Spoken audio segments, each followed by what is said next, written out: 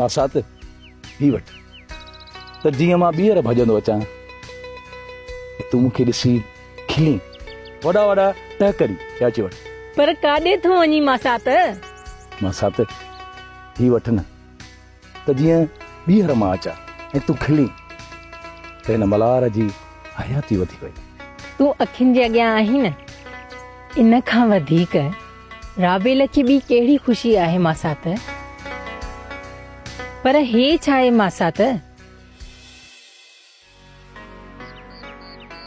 छाजी गंढ ॿधी आयो आहे रुमाल में? तूं वेह त सही, अच वेह त सही।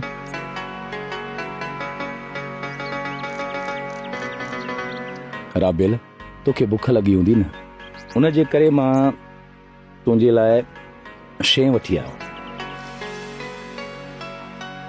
मूंखे ख़बर आहे त तोखे मिठियूं मिठियूं शयूं ॾाढियूं वणंदियूं आहिनि। राबेल ही ॾिस, ही बोणींदो आहे ऐं ही ॾिस, ही सिंगर आहिनि, हीअ बर्फी आहे।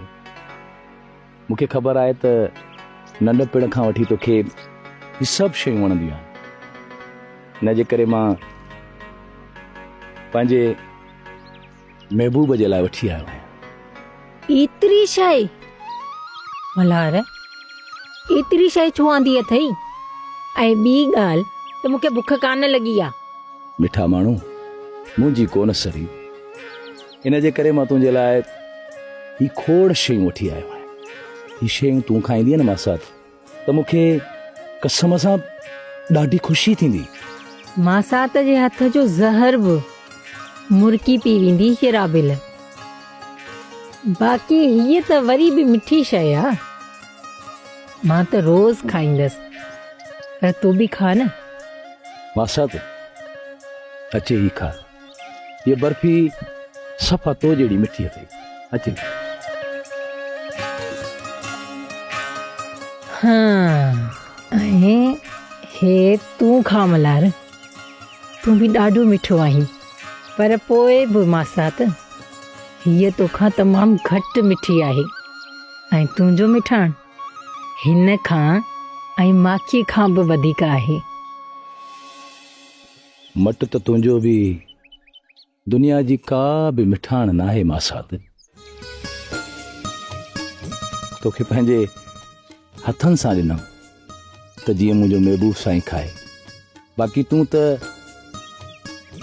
अमुल मिठो माण्हू आहीं, तुंहिंजो मट सानी हिन दुनिया में को बि कोन्हे को। भला तुंहिंजी मोहबत खे मिठाण सां मट कीअं कंदुसि मासात? दिलि जा ठार ॻाल्हियूं कबियूं न त पोइ सिज बि लही वेंदो। तंहिंजे करे हल, देरि थी थिए असांखे, ईअं न थिए जो बाबा अची वञे। मासात अॼु ॿकरियूं मां थो तरियां, अचे ही वठ, तूं ये शइ खा त मुंहिंजी दिलि ठरे। महबूब साईं खा।